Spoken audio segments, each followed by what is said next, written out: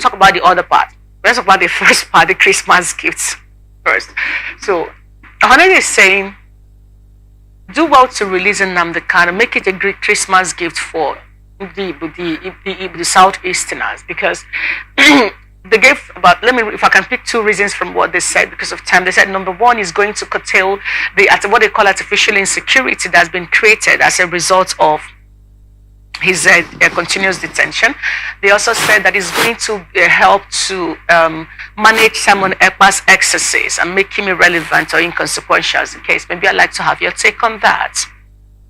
Do you like Christmas? I am not the very celebrating kind of person. I like to just stay in my house and eat. Okay, but Ohanaeze and I, we have we love Christmas. Theirs is that they want Nnamdi Kanu released to them. Coming from Ohanaeze, I would say something about Ohanaeze. It's so unfortunate that they call themselves an organization that speaks for the Igbos, but to an extent they don't speak for Igbos, because they have not been able to galvanize their people to trust them and follow their instructions, as much as Samuel Ekpa has been doing with the Biafran agitation. And Nnamdi Kanu is something else compared to Ohanaeze and Igbo. People would tend to listen to Nnamdi Kanu more and more than even the Ohanaeze and Igbo. And I believe that this whole thing, you can put all of them to an extent, blame Ohanaeze for not being proactive and being the spokes organization for the Igbo people. As for asking them for Christmas gifts, I believe for the federal government is a very critical issue. It's beyond Christmas. Like I rightly pointed out, it's an easy thing to think about. If you say, if the federal government wants to release Nnamdi Kanu, it means that they have given a commitment to integrate the Igbos and then put up measures to make sure that these agitations do not continue, and then find a way to co-opt the people of Igbo land to be able to join the Nigerian system and then forget the Biafran system. And then if they are not looking at it from that perspective, if they are looking at it from the perspective of let's give them a Christmas gift, then I can bet it is a time bomb. It's a time bomb in favor of the Biafran agitators and a time bomb in against the federal government, because the moment Nnamdi Kanu comes out of detention, he is the center of gravity. And I must also say to the Biafran agitators, they should try as much as they can to dissuade attention from the center of gravity, because every agitation, if you have a center of gravity, the possibility of that agitation going down is easy, because you just get hold of the center of gravity and the agitation becomes cold. So that's my take on that. Okay.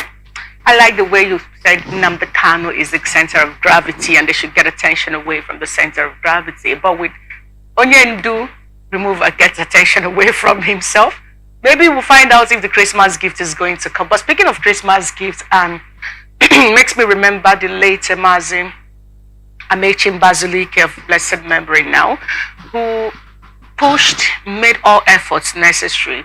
He literally said that his last birthday, of course, I'm sure he didn't know he was going to pass on maybe, but he said on the last birthday he celebrated, he told President Mohammed Buhari, please give me Nnamdi Kanu's release as a birthday gift. But that didn't come.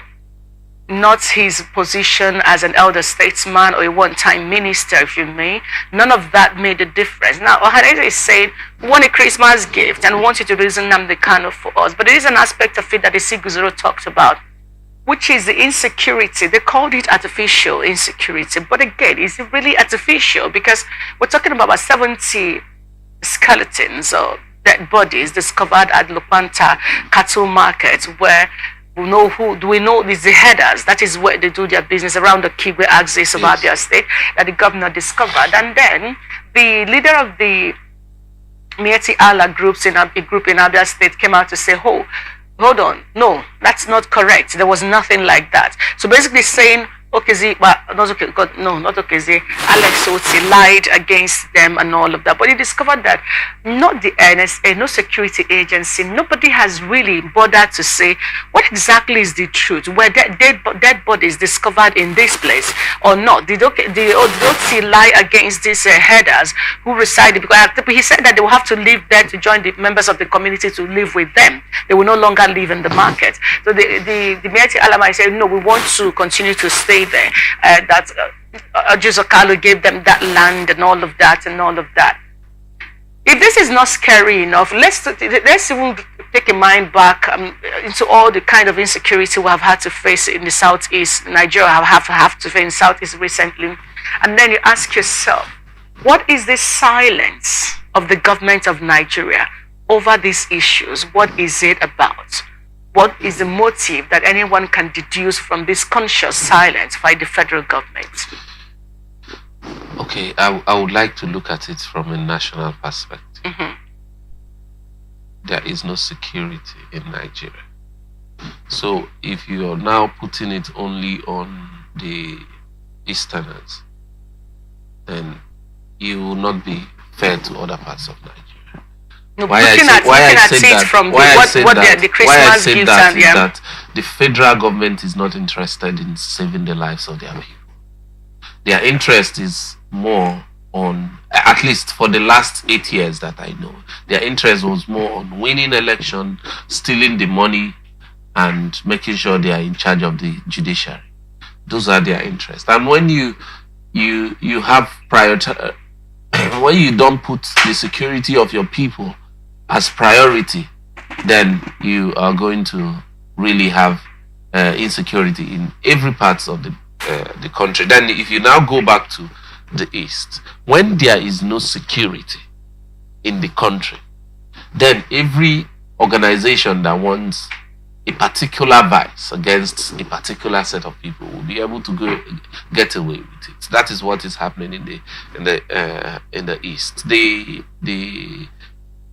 Fulani specifically, they believe that the Easterners have been hostile to them over the years. So if they think they want to meme people or they have the opportunity to do that, they want to give a revenge. There was a time a certain governor said that when you do something against, if you kill a Fulani man, you have just gotten a debt that will eventually be paid. So they look at it from that perspective. They see an opportunity and they want to pay back. So what we are having now is not necessarily what everybody wants to do, but the fact that the federal government, they have deviated from the original reason why a country is being created.